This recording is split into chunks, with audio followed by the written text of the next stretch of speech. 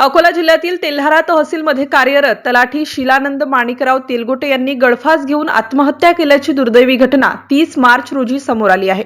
हा धक्कादायक प्रकार थार येथील MIDC परिसरात उघडकीस आला असून त्यांच्या आत्महत्येने संपूर्ण परिसरात एकच खळबळ उडाली आहे। शिलानंद तेलगोटे हे तेल्हारा तहसील अंतर्गत हिवरखेड येथे तलाठी म्हणून कार्यरत होते।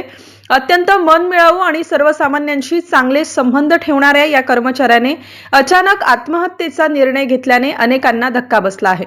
दरम्यान त्यांनी आपल्या WhatsApp स्टेटसवर पत्नीवर गंभीर आरोप करणारी पोस्ट शेअर केल्याचे समोर आले आहे।